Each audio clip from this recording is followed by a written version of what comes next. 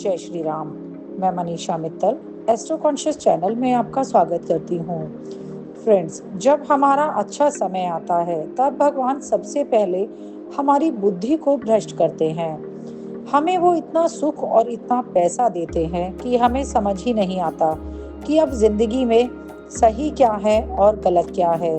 हमें लगता है कि ये सब मैं ही कर रहा हूँ और इसलिए इस मैं के चक्कर में वो ऐसे ऐसे कर्म कर बैठता है कि उसे पता ही नहीं चलता कि वो सही भी कर रहा है या नहीं।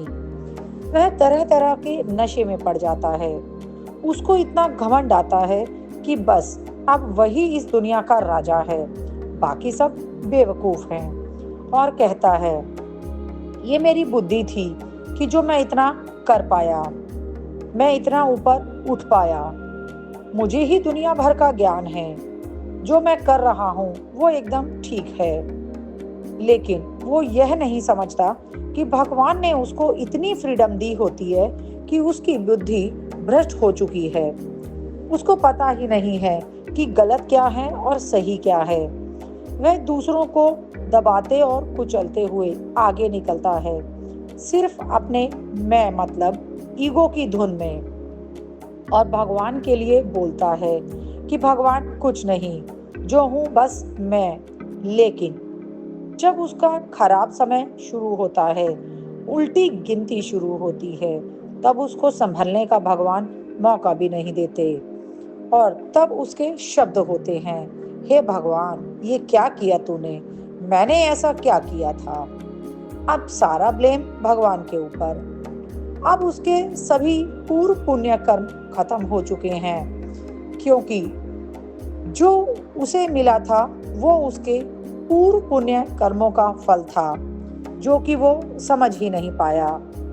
जब उसका अच्छा समय था तब उसने गलत और सही का भेद नहीं समझा। अब उसके दुखों का टाइम शुरू हो चुका है। अब वह जो खुद को भगवान मान रहा था उस सुख के समय में, वह अब खुद ज्योतिषी के पास भागेगा। जगह जगह भगवान के यहाँ जाकर अर्जियां लगाएगा। अब बोलेगा, भगवान तुम ही संभालो। अब उसको ज्योतिषी को भगवान बनाएगा कि बस कैसे भी करके मुझे यहाँ से निकाल दो। हर शॉर्टकट अपनाएगा।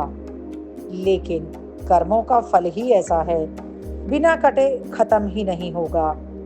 अब वह भगवान से शिकायतें करेगा कि मैं ही क्यों, ऐसा मैंने क्या किया कि मुझे किन कर्मों की सजा मिल रही है। जब उसके पास सुख था तब उसने नहीं पूछा, तब उसने नहीं बोला कि भगवान ऐसा मैंने क्या किया है कि आप मुझे देते ही जा रहे हो। बट अब दुख आया है तो सारा दोष भगवान पर। क्यों पीछे मुड़ के नहीं देखा कि मैं क्या करके आया हूँ? सिर्फ इसी बुद्धि को सही करने के लिए भगवान ने दशा का चक्र ही ऐसा दिया है कि आप सुख में गलत कर्म करें और दुख में आपको पता चले कि क्या अहमियत है जीवन की। तो फ्रेंड्स, किसी को दोष मत दीजिए, पीछे मुड़ कर देखिए कि आप क्या करके आए हैं। अगर आपने जवानी में दुख देखा है तो समझ लीजिए कि पिछले कर्मों का कुछ दुख है। अगर वृद्ध अवस्था में दुख मिल रहा है तो कुछ ना कुछ जवानी में ऐसे कर्म किए हैं जो पता ही नहीं चला। इसलिए कर्म ऐसे करिए ताकि आगे चलकर आप अपने भविष्य को बेहतर कर पाएं। धन्यवाद।